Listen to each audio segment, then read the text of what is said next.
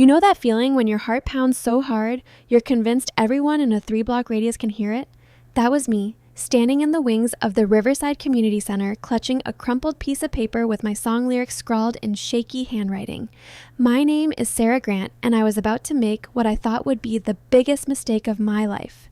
Spoiler alert, it wasn't the mistake I thought it was, but it definitely changed everything. The mistake was thinking I could hide forever.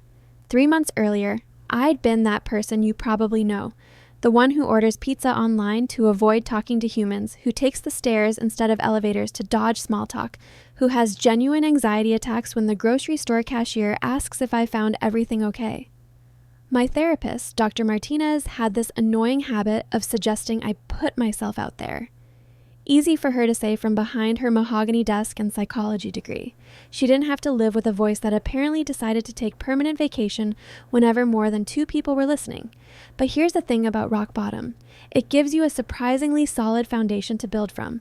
My rock bottom came disguised as a pink slip from Henderson & Associates, where I'd spent 4 years as their most invisible accountant.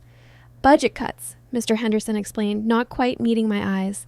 What he didn't say, but what hung in the air like stale coffee, was that they were keeping the employees who could speak up in meetings, who could present their ideas, who didn't communicate exclusively through carefully crafted emails.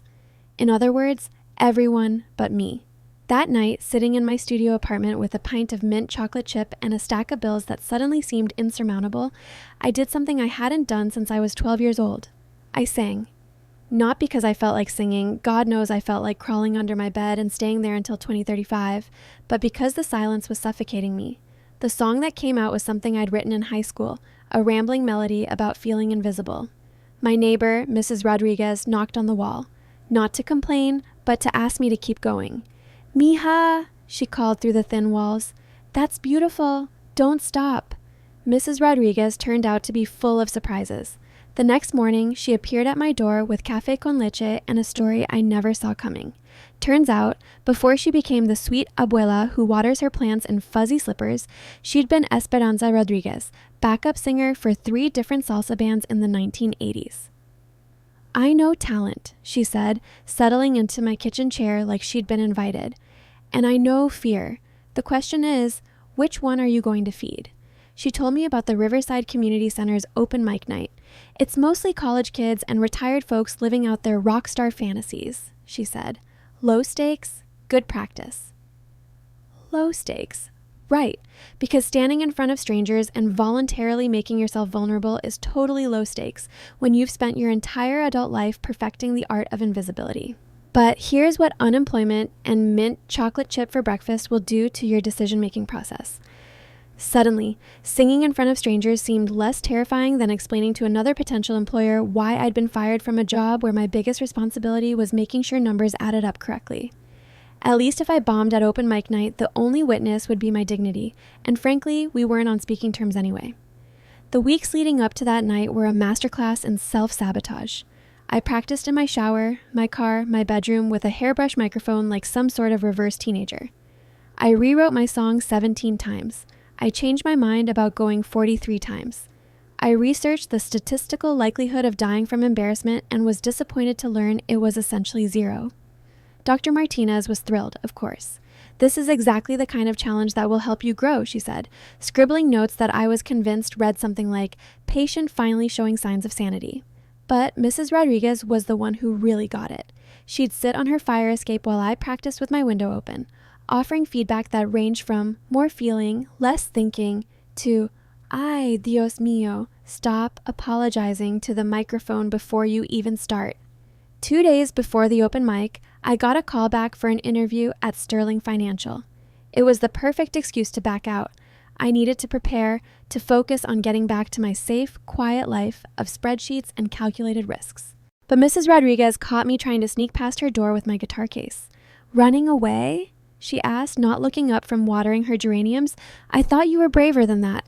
"I'm not brave," I told her. "I'm terrified." "Good," she said. "Brave people don't change the world. Terrified people who do it anyway, they're the ones who move mountains." She paused, looking at me with eyes that had seen decades of stages and spotlights. "Besides, what's the worst that could happen? They boo you? So what? I've been booed by experts. It doesn't kill you. But regret, that's a slower death. The night of the open mic, I almost turned around 3 times before I even made it inside the community center. The place smelled like industrial carpet and hope. That particular combination of nervous sweat and possibility that clings to venues where dreams go to either launch or die. There were maybe 30 people scattered across folding chairs, most of them nursing coffee that had probably been brewing since the Clinton administration.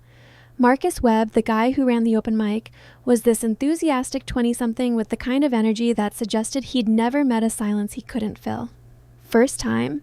He asked when I signed up, and when I nodded, he grinned like I'd just volunteered to donate a kidney. Awesome! You'll love it. Very supportive crowd. Well, mostly supportive. There's this one guy who comes every week and heckles everyone, but he's harmless.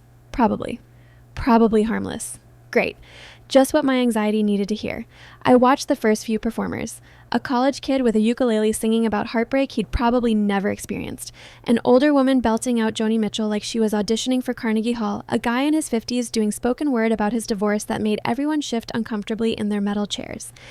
Each performance was a tiny act of rebellion against the safety of silence, and I found myself both inspired and terrified in equal measure. Sarah Grant? Marcus called, and my heart relocated to somewhere near my throat. This was it. The moment where I either found my voice or confirmed that some people are meant to be background music in their own lives.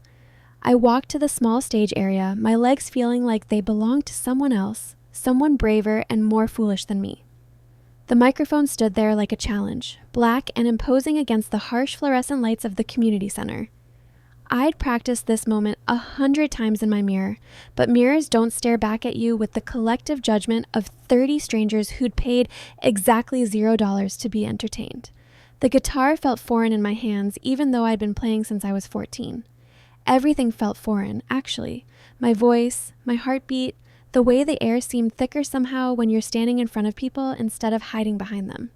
Hi, I managed into the microphone, which promptly screeched with feedback. Someone in the back laughed, not meanly, but it still hit like a small slap. Sorry, I'm Sarah, and I'm going to sing an original song called Invisible.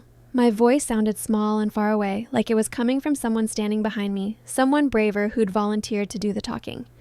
I started with the guitar intro, simple finger picking that I'd practiced until my fingertips were raw. The melody was haunting, minor key, the kind of song that sounds like Twilight feels. For the first few measures, it was just me and the music, and I almost forgot there were other people in the room. Almost. Then I opened my mouth to sing, and nothing came out. Not nothing, exactly. A sound emerged, but it was thin and breathy and completely devoid of the power I'd found in my shower rehearsals. The woman in the front row, 60-something with kind eyes and a cardigan that had seen better decades, leaned forward encouragingly. But 3 seats behind her, a guy in a backwards baseball cap was already shaking his head, arms crossed like he'd made up his mind about me before I'd even started. I pushed through the first verse, my voice gaining a little strength but still wobbling like a newborn calf. The lyrics were about feeling like you're speaking a language no one else understands, about taking up space in a world that seems to prefer your absence. Personal much? Dr. Martinez would have had a field day with that choice of material. By the second verse, something shifted. Maybe it was Mrs. Rodriguez, who I spotted near the back, nodding along like she was at church. Maybe it was the realization that I was already up here, already exposed, so I might as well commit to the vulnerability. Or maybe it was the simple fact that the song meant something to me, and meaning has a way of finding its voice even when you think you've lost yours. My voice grew stronger, richer. The guitar felt like an extension of my thoughts rather than something I was fighting. For a brief, shining moment, I forgot to be afraid. The chorus soared. I'm tired of being invisible, tired of taking up no space, tired of whispering my truth like it's something to be erased. And I heard it the way I'd always imagined it, full of power and pain and possibility. That's when Mr. Baseball Cap decided to make his presence known. "This is depressing," he called out, loud enough that the microphone caught it. "What is this, therapy session night? Can we get something with a beat?" A few people turned to glare at him, but the damage was done. My voice faltered. My fingers stumbled on the guitar strings, and suddenly I was that shy accountant again, the one who apologized for existing. The kind woman in the front row shot him a look that could have frozen hell, but Baseball Cap wasn't done. "Come on, nobody wants to hear your sad girl anthem. This isn't a coffee shop in 2003. Someone told him to shut up, but he'd found his audience of one, himself, and he was playing to the cheap seats. Here's the thing about moments that define you. They rarely come with warning labels. They don't announce themselves with dramatic music and soft lighting. They show up looking like failure, like the exact thing you were afraid would happen, like confirmation of every insecurity you've ever nursed in the dark hours before dawn. I stopped playing. Just stopped, mid-chord, the guitar still ringing with the ghost of the melody. The silence stretched like a held breath, 30 people waiting to see what I'd do next. Run, probably. Apologize, definitely. Confirm that some people aren't meant for stages, even tiny ones in community centers that smell like decades of folding chair dreams. But then I looked at Mrs. Rodriguez, and she wasn't looking at me with pity or embarrassment. She was looking at me with expectation, like she was waiting for me to remember something important. And suddenly, I did remember. Not words or advice, but a feeling. The feeling I'd had at 12 years old singing into my bedroom mirror before the world taught me that my voice was something to be ashamed of. I walked closer to the edge of the small stage area, still holding my guitar, and looked directly at Baseball Cap. "You know what?" I said into the microphone, my voice clearer than it had been all night. "You're absolutely right. This is depressing. You want to know what's really depressing? Spending 4 years of your life hiding behind a desk because you're too scared to let anyone hear what you really think. Spending your evenings ordering pizza online because talking to the delivery guy feels like running a marathon." The room had gone completely quiet now, even Baseball Cap. I wasn't yelling. My voice was calm, conversational, like I was sharing a secret with friends. What's depressing is realizing that you've been sleepwalking through your own life because you decided somewhere along the way that you weren't worth listening to. And you know what's even more depressing? Almost letting some guy in a backwards hat convince you he's right. I repositioned my guitar, found the chord where I'd left off. This song isn't about being sad, it's about being done with being invisible. So if that's too deep for you, there's a sports bar down the street. I hear they have plenty of surface level entertainment. The comeback felt foreign in my mouth. I'd never talked back to anyone in my life, let alone in front of an audience.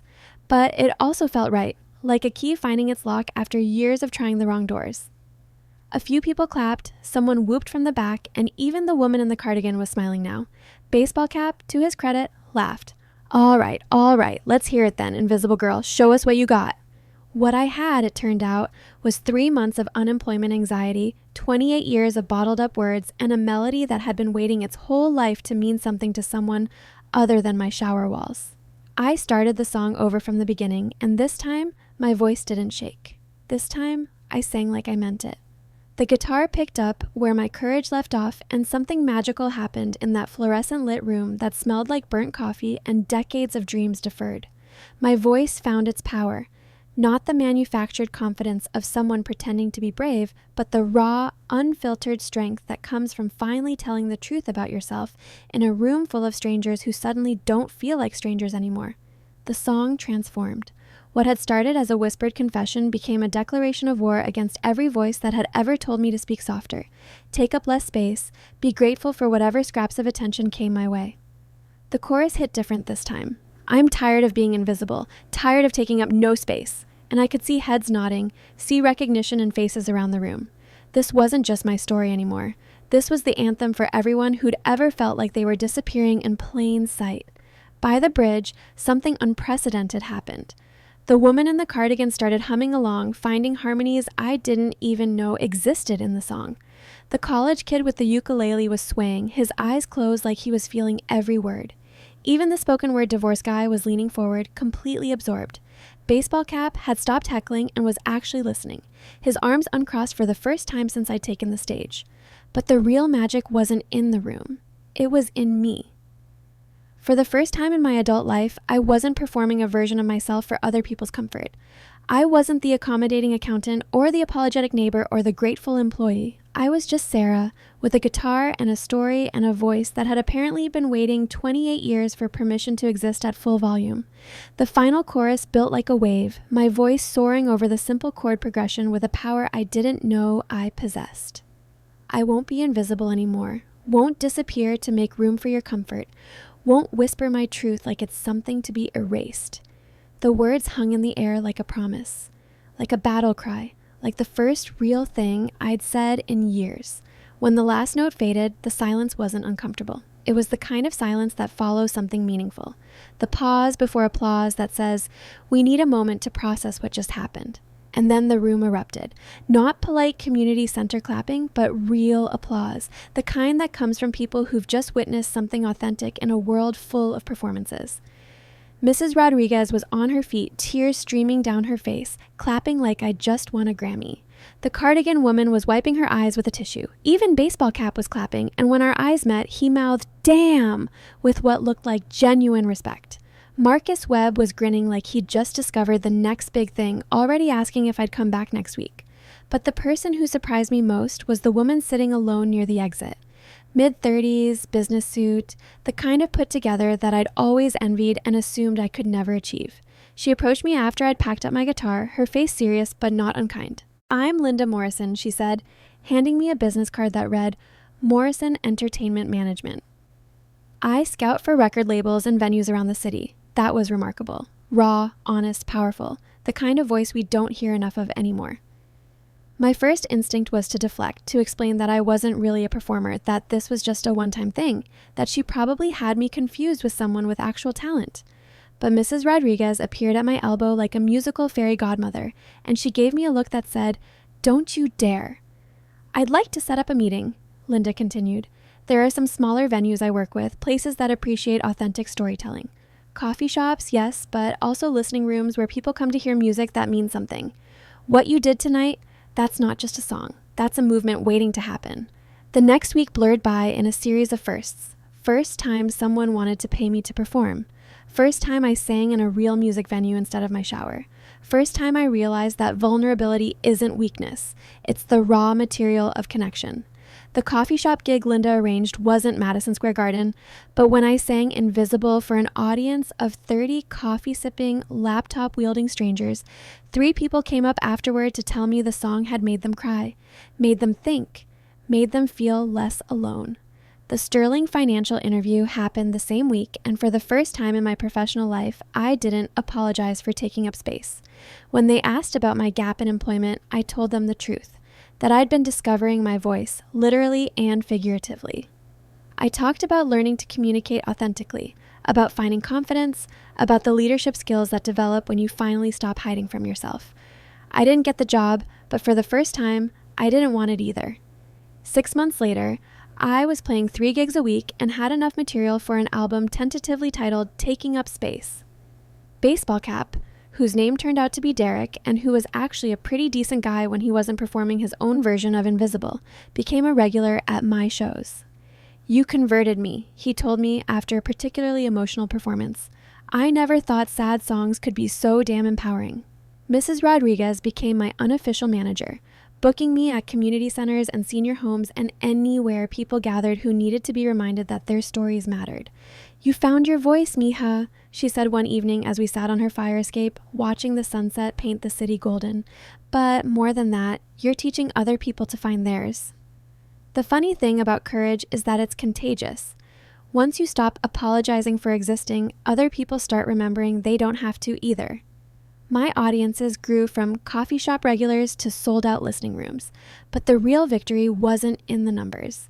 It was in the emails from people who'd heard my music and decided to quit jobs that were killing their spirits, or have conversations they'd been avoiding, or pick up instruments they'd abandoned, or simply speak up in meetings for the first time in years.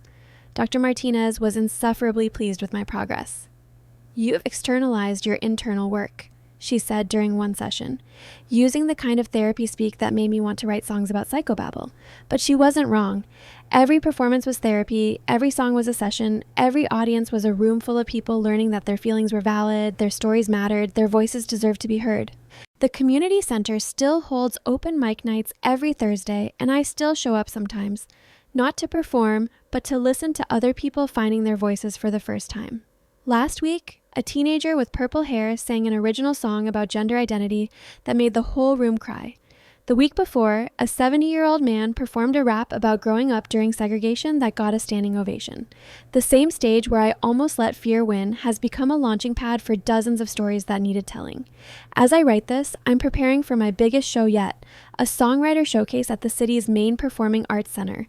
Sold out, 500 seats, local press coverage. The scared accountant who walked into that community center 6 months ago would never believe it. But she wasn't wrong to be invisible for all those years. She was just waiting for the right moment to step into the light. Sometimes the greatest performance of your life starts with getting booed by one guy in a backwards baseball cap who accidentally gives you exactly the push you needed to stop apologizing for who you are. Sometimes finding your voice means losing your fear of being heard.